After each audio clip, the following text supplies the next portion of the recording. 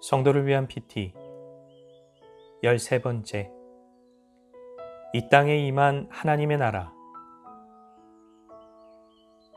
구약시대 말라기 선지자의 기록 이후 400년 동안 선지자들의 음성은 끊어졌고 하나님의 백성들은 이방 나라의 지배 속에 살아가면서 오랜 시간 동안 하나님의 나라가 다시 회복되기를 소망하게 되었습니다.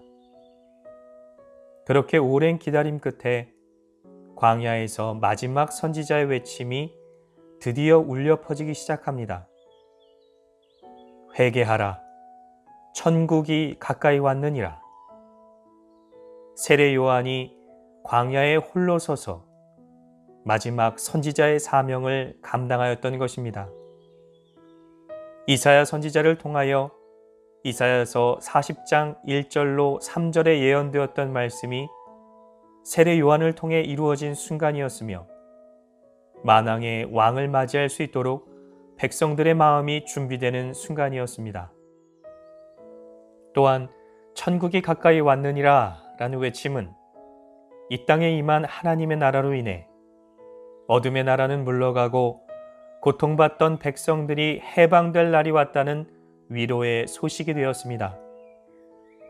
이처럼 하나님의 나라가 이 땅에 임하여 어둠의 나라와 충돌하는 모습은 예수님의 전 생애를 통하여 분명하게 드러나지만 특별히 예수님께서 공생애를 시작하시면서 광야에서 시험을 받으신 사건을 통해 더욱 극적으로 나타나게 됩니다.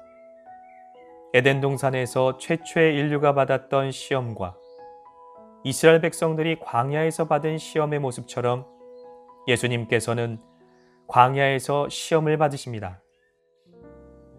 그러나 과거 아담과 하와 혹은 광야의 이스라엘 백성들의 모습과 달리 예수님께서는 오직 하나님 아버지와 그의 약속의 말씀에 대한 온전한 믿음으로 모든 시험을 이기십니다.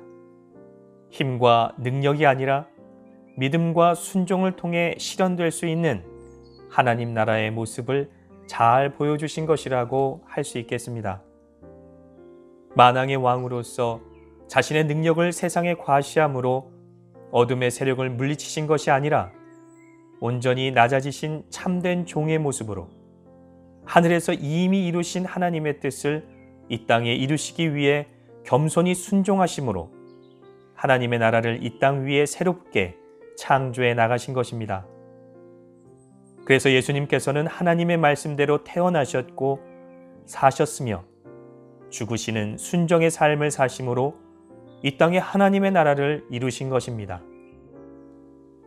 또한 이 땅에 임한 하나님의 나라는 두 가지의 의미로 이해될 수 있습니다. 먼저는 이미 이 땅에 임한 하나님의 나라입니다. 예수님의 말씀대로 하나님의 나라는 예수 그리스도를 만왕의 왕으로 모신 백성들의 마음에 이미 임한 것입니다. 그러나 또 한 가지의 측면으로 여전히 오고 있는 하나님의 나라도 함께 이해해야 합니다.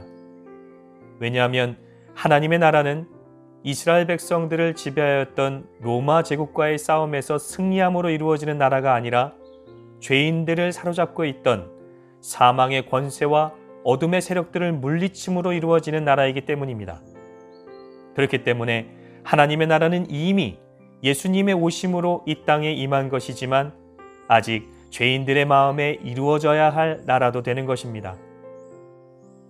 그리고 완전하게 이루어진 하나님 나라의 모습은 만왕의 왕, 만주의 주이신 예수님께서 다시 이 땅에 오실 때에 우리 모두 목격하게 될 것입니다. 묵상을 위한 질문. 하나님 나라와 예수 그리스도는 어떤 관계인가요? 하나님의 나라와 당신은 어떤 관계입니까?